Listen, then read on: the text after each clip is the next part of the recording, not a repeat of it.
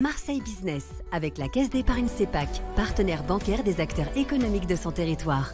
Caisse d'épargne, vous êtes utile. La métropole Aix-Marseille-Provence, une métropole de projets au service du développement de l'innovation et de l'entrepreneuriat, vous présente Marseille Business.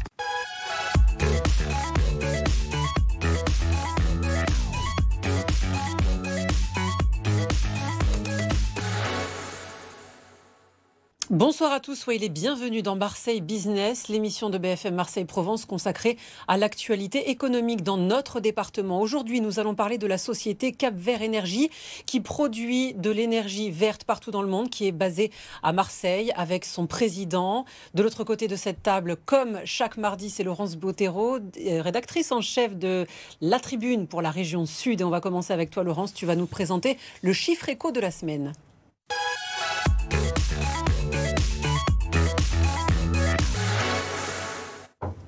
Comment ça va, Laurence ? Ça va bien, Sophie, et toi ? Ça va très bien, merci. On va parler de micro-entrepreneurs aujourd'hui. Exactement, c'est micro-entreprises, souvent des entreprises à une personne. C'est 9,4%. C'est la part que représentent les micro-entrepreneurs dans la région sud. On sait que la crise n'a pas freiné l'envie d'entreprendre, bien au contraire. Et cette moyenne régionale est bien supérieure à la moyenne nationale, qui est de 7%. Donc c'est peut-être aussi le signe, en tout cas, que les entrepreneurs tentent d'abord de passer par le statut de micro-entreprise. C'est un statut qui date de 2009, qui a connu un grand engouement. Et pour peut-être après devenir une PME ou un grand groupe, et peut-être une PME comme l'invité que l'on reçoit aujourd'hui. Ah oui, justement, l'entreprise dont on va parler n'est plus une micro-entreprise. On passe à l'invité de Marseille Business.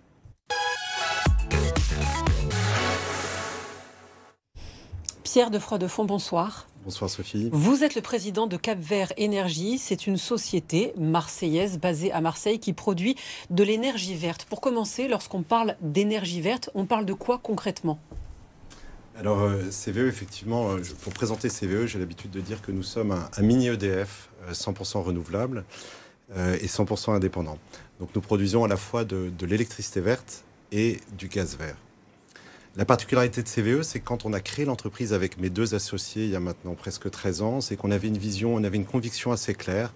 C'est que l'énergie de demain serait 100% renouvelable, produite et consommée localement et commercialisée à travers des dispositifs, des circuits courts, des modèles de vente directe, un peu comme des AMAP de l'énergie.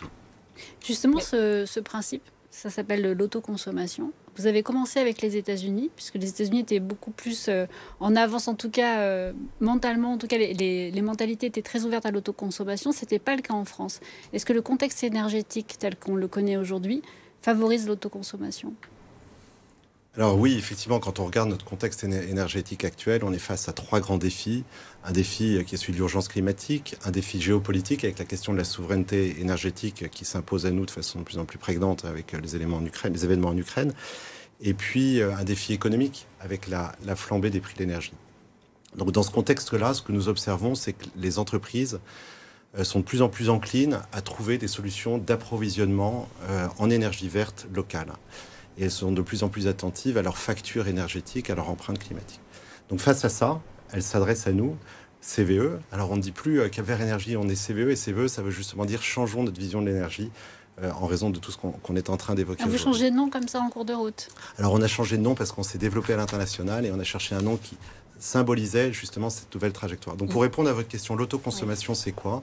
C'est produire localement, donc sur un site qui appartient à l'entreprise, de l'électricité verte, par exemple, sur des parkings, et lui mettre cette énergie, cette électricité verte, à disposition à travers des contrats qui s'inscrivent dans la durée. Comment elle est produite, cette énergie, concrètement ? Alors concrètement, pour le mieux, c'est de vous prendre un exemple. Chez Boiron, qu'on connaît tous grâce à ce premier homéopathe européen, on installe sur ces parkings des ombrières photovoltaïques qui vont couvrir 700 places de parking et qui vont permettre de fournir la totalité de cette énergie à Boiron. Et ça permettra au laboratoire Boiron de couvrir environ 13% de leur consommation en électricité verte, de faire des économies sur leurs factures et de stabiliser leur prix dans la durée. Donc l'énergie solaire et quoi d'autre pour produire cette énergie verte ? Il y a le gaz aussi ?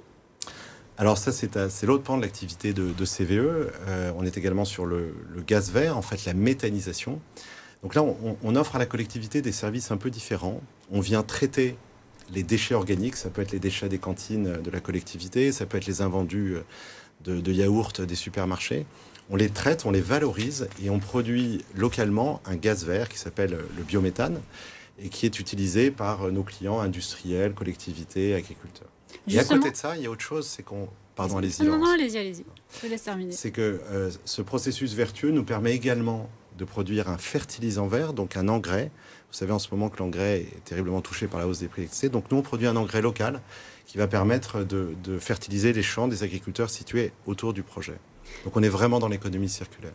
Justement, vous avez un certain type d'entreprise qui venait vers vous précédemment. Est-ce qu'avec la crise énergétique et avec tout ce que vous venez de nous expliquer, est-ce que vous voyez d'autres entreprises, des profils peut-être qui ne vous regardaient pas avant, venir vous demander des solutions, notamment sur les agriculteurs peut-être ?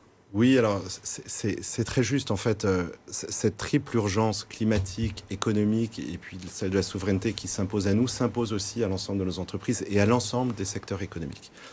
Donc nous, ce qu'on observe, c'est que le nombre de clients qui viennent réactiver leurs projets d'énergie, qui étaient dans les cartons, mais qui étaient en veille parce que ce n'était pas leur priorité, aujourd'hui augmente de façon très significative. Je vous ai parlé de Boiron, que tout le monde connaît, mais on a aussi des tas de PME plus locales, que ce soit à Marseille avec Color Food, que ce soit dans d'autres départements français avec par exemple l'entreprise MSA qui fabrique les casques de nos pompiers, tous les casques de France, qui viennent nous solliciter pour ce type de solution d'autoconsommation. Elle est plus ou moins chère, votre énergie ?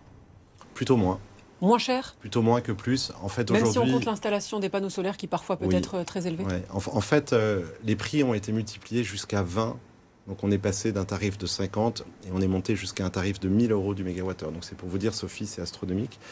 Ça se stabilise. Mais en général, notre énergie, elle est produite à un prix constant sur 20 ans et à un prix qui est aujourd'hui compétitif par rapport à celui que payent tous nos clients. Et c'est pour ça que ça réactive chez eux ce sentiment d'urgence de s'approvisionner en électricité verte ou en gaz vert pour faire face à leurs besoins actuels. Sur la compétitivité, vous-même, vous avez levé 100 millions d'euros l'année dernière.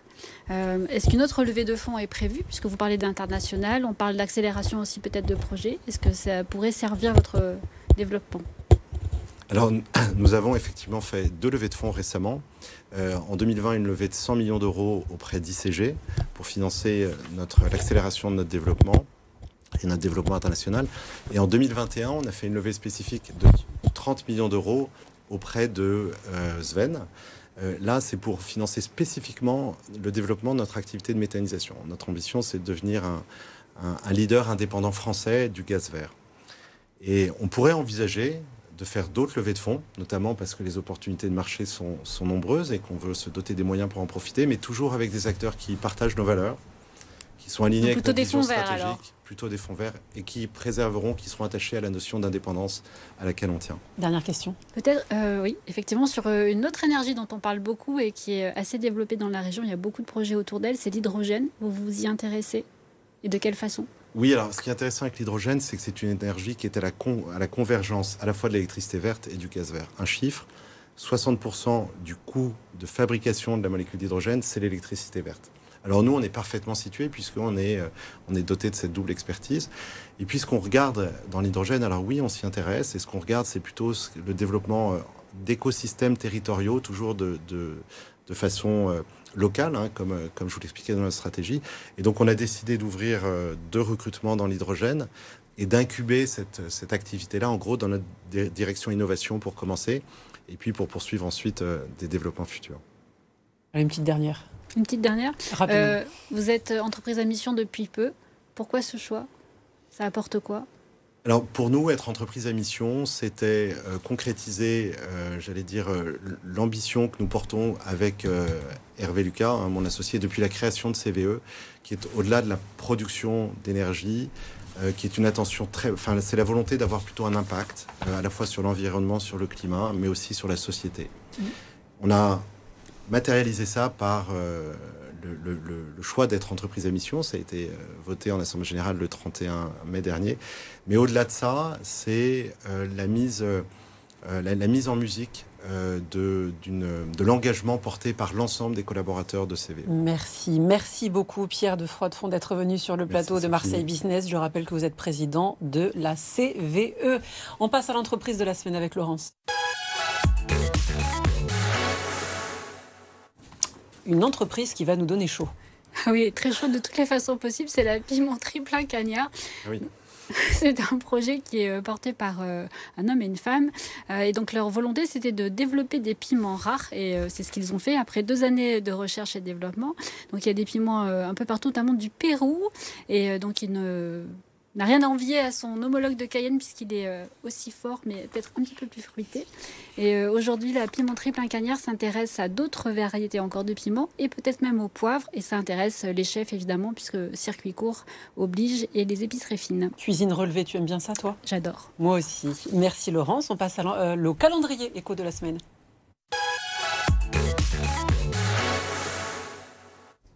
Deux rendez-vous à ne pas manquer dans les prochains jours. 2 rendez-vous, on reprend les petits déjeuners de Marseille Innovation et cette fois-ci autour de la fiscalité du financement de l'innovation.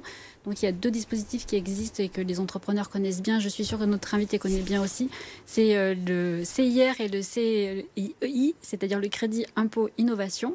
Donc ça c'est le 15 septembre à 9h. Et rapidement, le deuxième rendez-vous, il y a un business tour qui est organisé au Canada par Rising Sud, l'agence de développement économique de la région, pour le mois de novembre. Et les candidatures pour les entreprises que ça intéresse sont à déposer jusqu'à la fin de la semaine. Merci beaucoup Laurence, merci Pierre de Froidefond. Vous restez sur BFM Marseille-Provence, on se retrouve après une courte pause, à tout de suite.